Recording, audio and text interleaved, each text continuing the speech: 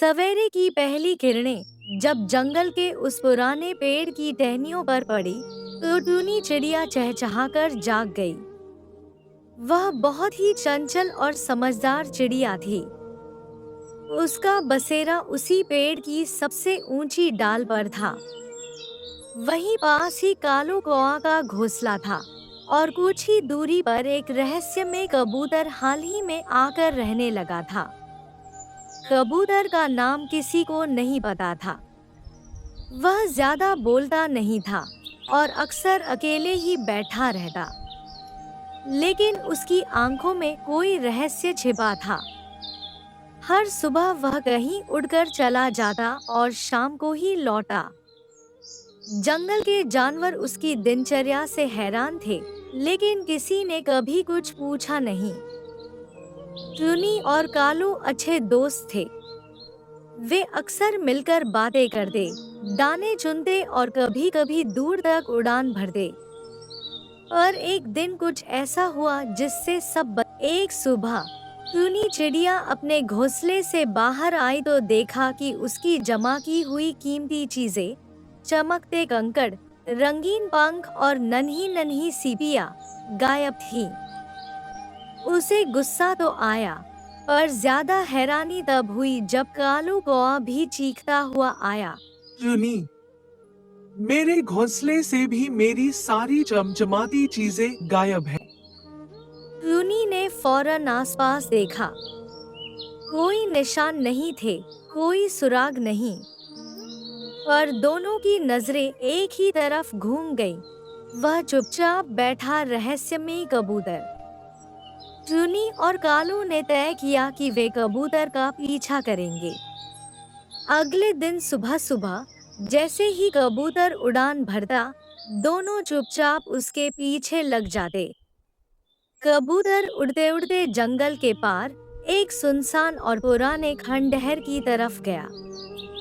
वहां जाकर वह एक टूटी फूटी दीवार के पास बैठ गया। टूनी और कालू ने दूर से देखा। कबूतर ने अपनी चोंच से जमीन में एक जगह खुरची और वहां से कुछ निकाला। कुछ चमचमाता हुआ। वह धीरे से उसे फिर से दबाकर उड़ गया। दोनों ने वहां पहुंचकर खुदाई की। एक छोटा सा पिटारा निकला और उस पिटारे में थी वही चीजें, टूनी की सीपियां, कालू के चमकदार पत्थर और भी कई चीजें जो जंगल के अन्य पक्षियों की लग रही थी। उन्हें यकीन हो गया कि कबूतर ही चोर है। पर सवाल ये था, वह ये सब क्यों कर रहा है? अगले कुछ दिनों तक दोनों ने उसका पीछा करना जारी रखा। हर बार वह किसी न किसी छुपी जगह पर जाता, कुछ गिनता, कुछ जोड़ता और वापस लौट जाता। अब कहानी में सस्पेंस और गहरा होने लगा था। टूनी को शक हुआ कि कबूतर सिर्फ चोर नहीं, कोई बड़ा खेल खेल रहा है। एक रात जंगल में अजीब सी हलचल हुई। 4-5 बड़े पक्षी, जिनका चेहरा कभी किसी ने नहीं देखा था, कबूतर से मिलने आए। वे धीरे धीरे बात कर रहे थे, लेकिन टूनी और कालू एक झाड़ी में छिपे सब सुन रहे थे। सारा सामान तैयार है। एक भारी आवाज में एक पक्षी बोला। कबूतर बोला, हाँ, सब जमा है। कल आधी रात को योजना शुरू होगी। बहुत अच्छा। दूसरा बोला।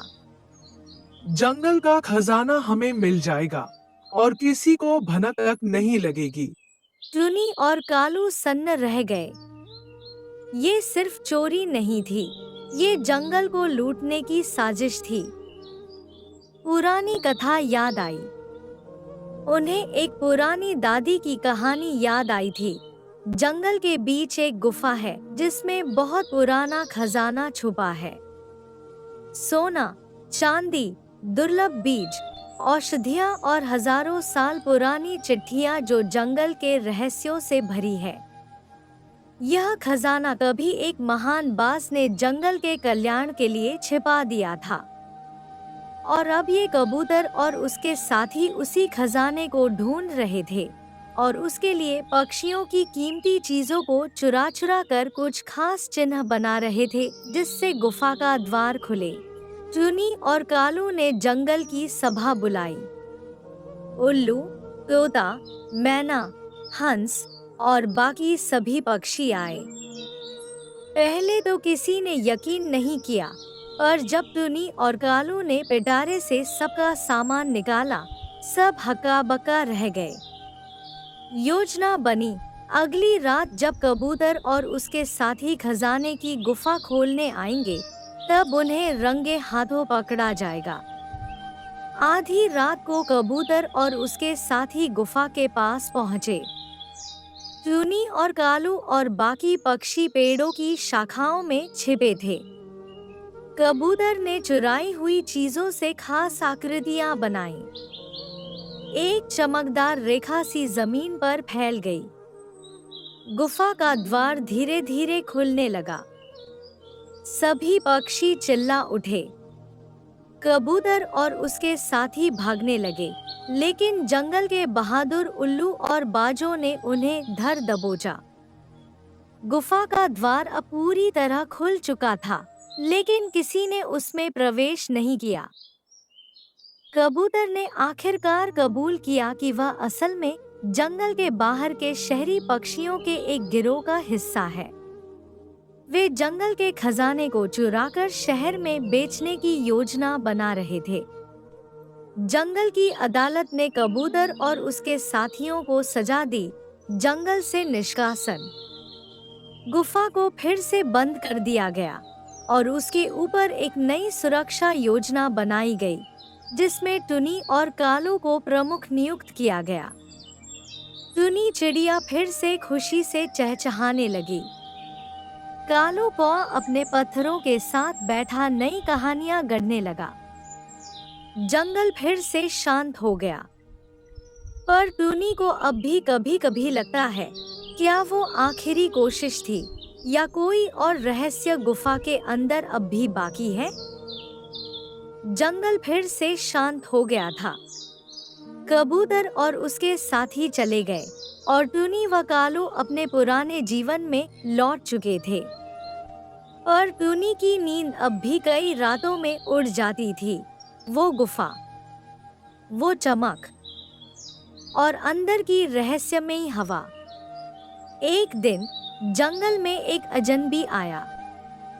सफेद पंखों वाला एक बूढ़ा कबूतर, आंखों पर चश्मा, चोंच पर झुर्रियां और पीठ पर एक पुराना थैला।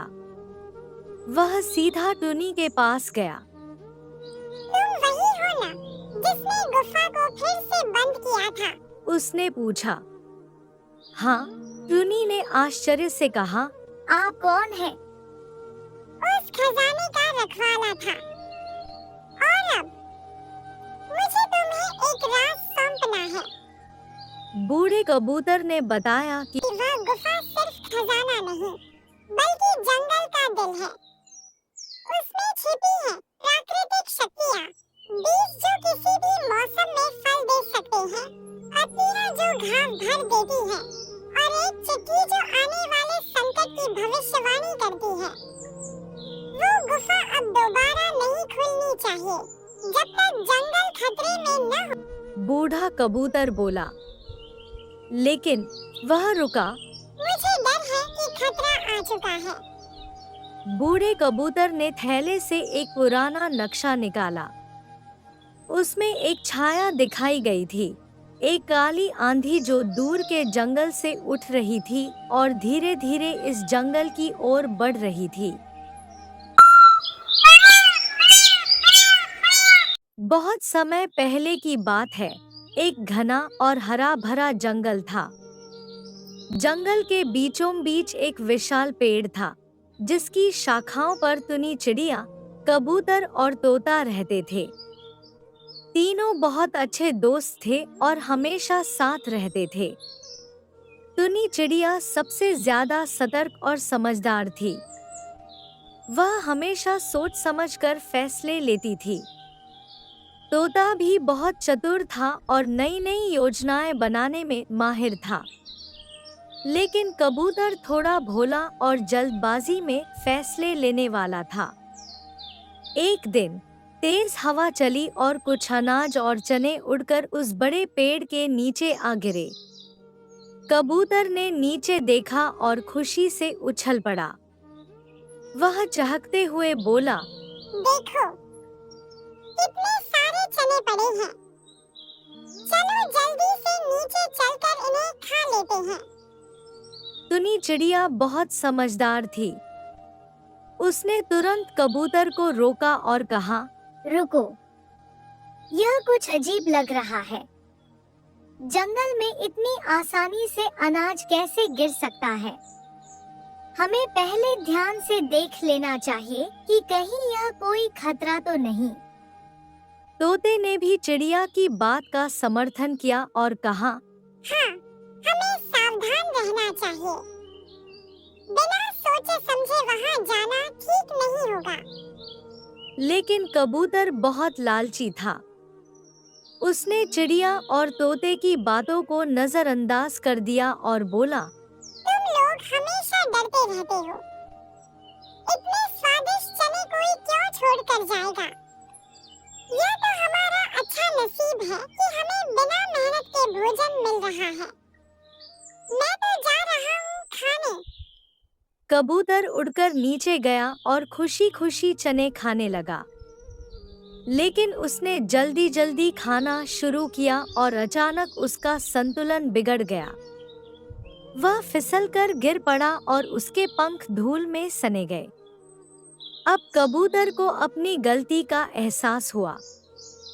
वह जोर जोर से चिल्लाने लगा, अरे नहीं, मैं गिर गया, उड़ नहीं पा रहा। पेड़ पर बैठे टुनी चिड़िया और तोते ने देखा कि उनका दोस्त मुश्किल में पड़ गया है। वे घबरा गए, लेकिन उन्होंने हार नहीं मानी। टुनी चिड़िया ने तोते से कहा, हमें नीचे जाकर उसकी मदद करनी चाहिए। दोनों तुरंत उड़कर नीचे आए। तोते ने अपने पंखों से कबूतर के पंखों पर जमी धूल हटाई, जबकि टुनी चिड़िया उसके हौसले को बढ़ा रही थी। कुछ ही देर में कबूतर फिर से उड़ने के लिए तैयार हो गया। तीनों खुशी खुशी वापस पेड़ पर लौट आए। पेड़ पर वापस आने के बाद कबूतर बहुत शर्मिंदा था। उसने टुनी चिड़िया और तोते से माफी मांगी। मुझे माफ कर दो दोस्तों। मैं बहुत लालची बन गया था और बिना सोचे समझे नीचे चला गया। अगर तुम दोनों मेरी मदद नहीं करते तो मैं मुश्किल में पड़ जाता।